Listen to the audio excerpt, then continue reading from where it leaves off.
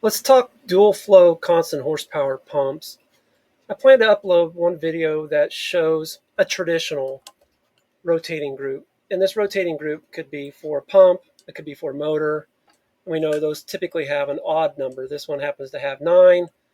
And so we'll be able to replicate that pretty fast. And, we can make a 3D print so that we can have that available for classroom training aid.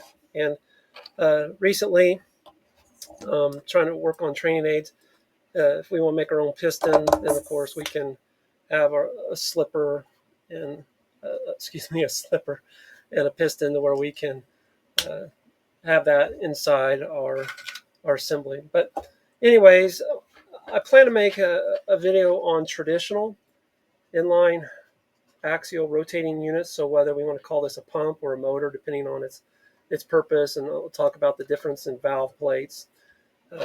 But for now, I want to, I guess, draw attention to the dual flow constant horsepower pump. You want to learn more information, if you go to chapter 4 and chapter 17, this is the second edition. The third edition will be available in November of 25, and recommend getting that for your reference. So anyways, a dual flow pump, instead of having an odd number of 7 or 9 pistons rotating in the assembly, it will have an even. And in addition to having an even number, either 8 or 10, something of that nature, then the backside looks different. So these two are traditional. And if you look close, you'll see that the ports of this rotating cylinder block are all in the exact same circumference. But if you go to a dual flow, then you'll notice that the actual circumference has, in this case, 4 on the outside and 4 on the inside.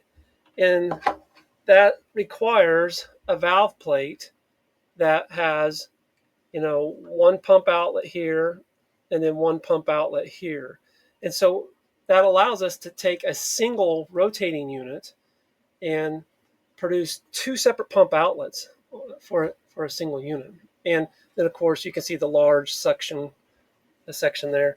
The beauty of this 3D printed is that we don't have to go machine a housing, and plus then, you have to find one, and obviously that takes a lot of time. So this has been modeled so that it's already cut out.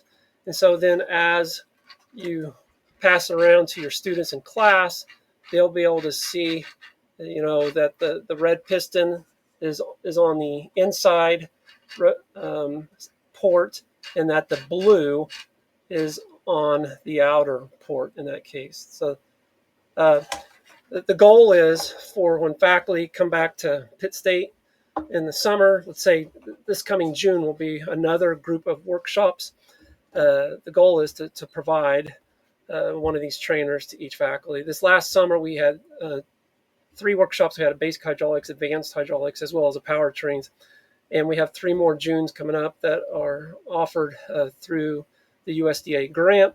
If you're a K through 14 ag educator, they'll pay for the fees. You only have to put $100 down to reserve your seat. And they also not only pay for the fees, but they also have a stipend to help offset the travel costs. If you're a student, you want to learn more about this information, you want to learn more about Pitt State, then I'll be happy to visit with you. I hope to put information down in the comments section in a few months about how folks can sign up to attend the workshops that take place in June. So